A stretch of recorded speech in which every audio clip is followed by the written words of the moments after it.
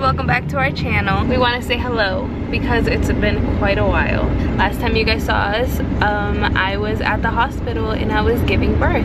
It's been a while since I even tried to edit the video. The reason for that was I was going through it.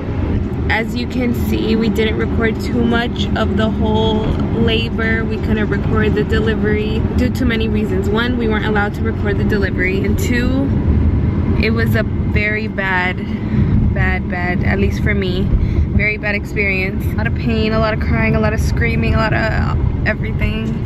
It was just a little crazy. It was a little crazy, you know. I had all these videos talking about how easy I was hoping that it was gonna be. I was doing all these exercises, all these things. I was doing so many things to make sure my labor and the birth was actually smooth, easy, and a quick recovery. But honestly, it was crazy. So just to talk a little bit about the whole experience. I was 2 centimeters dilated when I got to the hospital, and I wasn't dilating anymore, so pretty much they had to give me Pitocin for me to dilate. Some of you might know what Pitocin is. I don't really know medical words or medical history on what Pitocin is. I just know that that's what helped me dilate. But anyways, so yeah, I got the Pitocin, and because I was only 2 centimeters dilated, they didn't want to give me the epidural yet, even though my contractions were already strong. And if I was like, these are already strong and I'm only 2 centimeters dilated, I don't even want to think about how painful it is going to be in like the next couple minutes. Eventually, doctor came, he broke my water. Once he broke my water, my contractions got even stronger. Eventually I did get the epidural. So, you know, me getting prepared for like my birth, I watched a lot of YouTube videos, a lot of experiences on how birth, labor, and delivery is. And from what I had seen, everybody who gets an epidural, for the most part, I know eventually some people say that it wears off, but for the most part, people would say that they get the epidural and then they don't feel anything, like they don't feel shit. The baby comes out, they don't even feel it, or if they do, you know, it's smooth after they get the epidural, and then it's a way easier experience. So for me, I thought that's what was gonna happen. Little did I know. Get the epidural, my contractions go away for maybe like 5 minutes, and I'm like, yes, it's gonna be easy, it's gonna be quick, nothing to worry about, baby's gonna come out soon. Girl, my contractions did go away, but I was having this very strong pain, like I needed to poop. If this is too much information for you, just skip the video because I'm gonna talk. So pretty much the whole time I felt like I needed to poop, like pretty much like you were holding your poop for freaking days. It was just like cramps, like I don't know how to explain it, like I needed to push, pretty much. Like I needed to push right there and then. That started around 7, once they broke my water at 7 p.m. The whole time it was just pain, like it just got stronger and stronger every time, because the machine tells you when the contractions are coming. Even though I didn't feel the contraction, I felt that need to push, and they kept telling me you cannot push because you are only 2 centimeters dilated, you're not dilated enough, so you can't push. So me, I'm screaming, I'm crying. Honestly, it was the worst experience of my life. Let's just leave it at that. It was horrible. Like, even Fernando was just like nervous. He was like watching me go through all that pain, and honestly, I don't wish that pain on nobody. It just felt like you needed, like I needed to poop, like I haven't pooped in days, like I was holding my shit for days. It was just bad. I kept telling the nurse, like, I need to push, I need to push. She's like, nope, you can't push. I'm like, well, easy for you to say. I was pretty much holding it in. It was just, I thought in reality what I needed was to poop. But it was just the baby. But I never understood why I was feeling like that need to push when they told me the baby wasn't even low enough at first, and I wasn't even dilated enough. So I never understood why it was so strong, but baby girl was strong. My labor took 12 hours. From 6 in the afternoon that Thursday, that when my doctor broke my water, I didn't start actually pushing, and I didn't reach 10 centimeters until the next morning at 6 in the morning, at 6 a.m. So it took me 12 hours just to get to 10 centimeters. In those 12 hours, I was in the worst pain. Like, there was not 1 minute, honestly.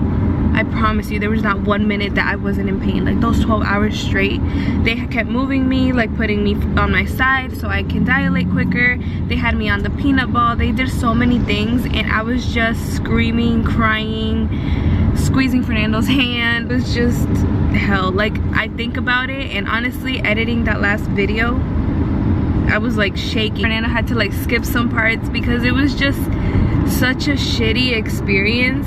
Don't get me wrong, I'm happy my baby's with me and everything, but the experience to get him out of me was just so bad. I know how much I suffered, he knows how much I suffered, and he went through, you know, watching me go through that. So just watching that whole video again like brought us back to that whole night, and I think that's the main reason why it took me so long to edit the video. Like, it was just hard for me to even watch it, to even look back into the day, because it was just really, it was hard. That's why it took me so long to edit it. It wasn't too much of my whole experience, like I said, because I was going through so much pain. Fernando wasn't able to really record. I wish I would have been able to record and like speak to you guys throughout the process. We wish we could have recorded the delivery, but sadly, honestly, it was just like, I don't want to say it was quick because it wasn't. It took forever. Like, to me, it was like forever. It took 12 hours of just my labor. It was like everything was just happening at the moment. Like, the last thing I was thinking about was, let me get the camera out and talk. Like, no, it was crazy. So yeah, 6 o'clock came. My doctor finally came in. They were like, okay, you're 10 centimeters dilated. I was like, I need to push. Once I saw my doctor walk in that room, it was like I saw God. Everything changed at that moment. As soon as I saw him, I was like, I need to push. I need to push. And he was like, all right, let's do it. You need to push. Let's push. Soon enough, I'm pushing. I thought that because of all that pain that I was feeling all those hours, I thought that I would push and then baby would come out.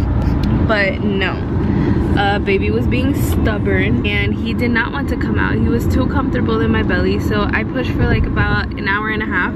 He finally came out.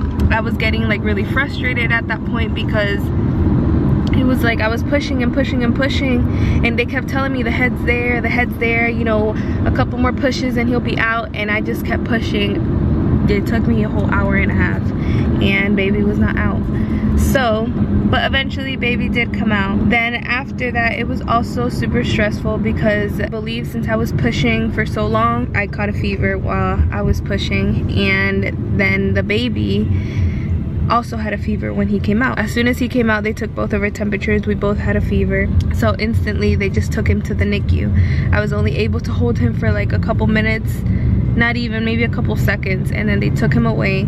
The moment he came out, I felt so much relief that I was just happy he was out. I was happy I heard him cry. I was happy I saw him and that I held him. They just told me that they were gonna go check to see if the reason for the fever was any infection, any bacteria, just to make sure he was okay. So instantly after they took him off of my chest, they took him to the NICU. I was just exhausted. We didn't sleep all that time since I got there. After I gave birth, they told me that they were gonna check him in the NICU and that I wasn't gonna be able to see him for about 12 hours. Because once the mom has a fever, the mom isn't allowed to see the baby for about 12 hours after the fever goes away. So my fever went away instantly, and his went away instantly after they took him into the NICU also. So I needed to wait a whole 12 hours after that. And as a mom, I'm pretty sure moms know what I'm talking about. You give birth to your baby and you're not allowed to see your baby until 12 hours later. It was like the worst feeling ever. Just the whole fact that he was in the NICU, the whole fact that I couldn't see him until 12 hours. Eventually I was able to see him, but then they were also telling me that they did labs on him, but they weren't gonna get the labs until 2 to 3 days. They weren't gonna get the results until 2 to 3 days later. If the results were good, then he would be able to come home with us. If they weren't good, he would have to stay a full 14 days in the NICU, and that's definitely not what I wanted. I promise you, I was going through it. It was just a very like sad, depressing moment, because you're thinking like, how can I possibly go home and not bring my baby with me? So many things were just going through my head, and I was just praying. I prayed every single night that I was there. Well, I was only there for what, 2 nights, but I prayed the whole time that I was there. I was just praying that everything was fine and that I can bring my baby home with me. So eventually we would go see the baby at the NICU like every now and then, because we could go whenever. But I was also having to be in my room because I needed to get my antibiotics because of my fever. Like, I needed to be in my room like at some point in the day too. So I wasn't able to be in the NICU 24/7 throughout the whole day. So whenever we got the chance, we would go to the NICU, see the baby, and then we would have to go back to the room. Yeah, eventually all those days went by. All those days that I was there, I was just thinking the worst, to be honest. Like, so many things were going through my head. It was so hard to think positive, because I just wanted him to be okay. Like, I wanted him to come home. I definitely didn't want him to stay another 14 days and then I had to go home. We got there on a Thursday. I gave birth on Friday. We went home on Sunday. On Sunday, they told me that the baby, oh, and before that, they even told me that he had jaundice, which I hear it's normal for babies to have jaundice, but they told me that his jaundice could be like a little bit too high, and he would have to stay another 14 days even if his results were good. So it was like one thing after the other. I was hearing no good news. They were just telling me, oh, possibly this, possibly that, but nothing positive. So it was just so hard. Like, that whole time there was just very hard. Sunday came, and then they told me, we went to the NICU to see the baby in the morning. They told me, oh yeah, he's ready to go home. Y'all don't know how happy I felt to hear that my baby was coming home with us. It was the best news I received throughout the entire time in the hospital. And we did go home that day. The first maybe week and a half or so was very hard for me also. It wasn't postpartum depression. I mean, sometimes I still have my little moments, but in the beginning I think it was much harder. People were telling me that it's called baby blues. I don't know too much about it. I was just randomly like crying. I was randomly just crying, and I was having so much anxiety. Like, I wasn't pumping enough milk, I wasn't latching yet. It was just hard. The first night was super hard, and I understand a lot of people go through these things, but it was just hard. We didn't get sleep. Everything was just new to us, and I didn't want to feel that way. It was like I wasn't in control of what I was feeling, but it was just like taking over. It was like everything was negative in my head. Like, I'm not doing anything right. Like, I don't want to hurt my baby. Like, I'm not doing things right. I just felt like a lot of things were my fault. Like, a lot of things that were happening were my fault, and it was just very upsetting. I was very anxious. I don't even know how to explain it. It was just very hard. I was always crying random, and I couldn't stop. Like, it was just super weird. Like, I was like, what is going on with me? And it got to the point where I'm in the middle of crying, and I see that I'm still crying, and I don't stop crying, and I'm just, yeah, first couple, like, week and a half maybe, it was very hard. While I was at home, I was really going through it, but we're doing better. We're doing good now. Baby's healthy, baby's good. We still barely get sleep, but you know, it's okay. Baby is a happy baby. Here he is. Look at my little cheeks. Look at my little baby. I forgot to mention, we are on our way to the pumpkin patch. He's 14 days old, guys. It's the first time we actually take him out. We have not taken him out at all besides his doctor's appointment, like literally 2 days after he was born. After that, we have not taken him out. If you're Mexican, you know what I'm talking about. Moms believe in la cuarentena or whatever. Plus, postpartum was very hard also. It still kind of is. I did tear during my during birth. A little TMI, but whatever, we're gonna talk about it. I did tear, so I did have to get stitches. And honestly, everybody was telling me that, oh, stitches is not that bad, you don't feel it, it goes away, the pain goes away, like you really don't feel anything. Girl, did I not feel anything? I still do. This shit is painful. I could barely walk the first couple weeks. It still kind of is hard to do certain movements or like bend down. Like I can't bend down, I can't, you know, do a lot of certain things because of the pain, but little by little it is going away. Yeah, it is the first time we bring him out, and I'm really excited to take him to the pumpkin patch and get some cute pictures of him and of us. We'll bring you guys with us to the pumpkin patch. We are here at the pumpkin patch. As you can see, I'm not pregnant anymore. I'm still bloated, but it is what it is. It's my first time doing my makeup in so long. Oh my goodness.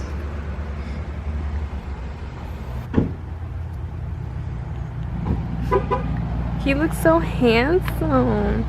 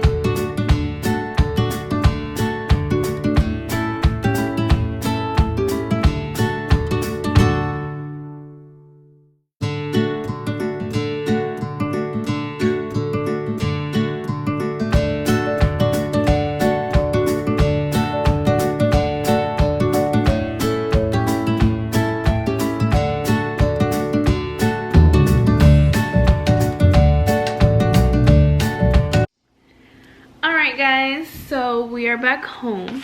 We were at the pumpkin patch for a little bit. We had some pictures. What do you fold these with?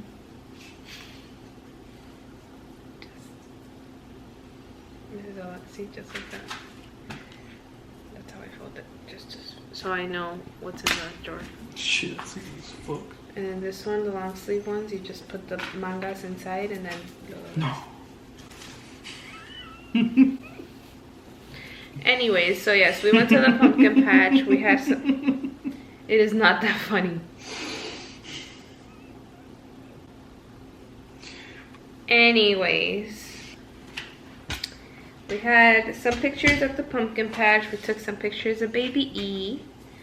Like I said, it was our first time going out with him, so it was kind of like new to us. I kind of almost forgot that I needed to make a diaper bag and get him ready before leaving. I was like, yes, let's go, I'm ready. And then he was like, but you haven't even changed him. So like I need to get used to this whole mommy stuff. So now we're home folding some baby clothes. So we're gonna go ahead and close out this video right here. Thank you guys so much for watching. If you haven't already, go ahead and subscribe to our channel. Turn on your post notifications so you can. It's the bell button. Just click that bell button so you guys get notified every time we post a video. Sorry guys, we're new to this YouTube life. Go ahead and subscribe to our channel. Do not forget to press subscribe, right babe? Oh, yeah. You know what? Subscribe for me, not for him. Go ahead and comment, like, and subscribe. So again guys, thank you so much for watching. Yeah, chilling over there like there's no more clothes. Thank you guys so much for watching. We will be back with more videos. Peace.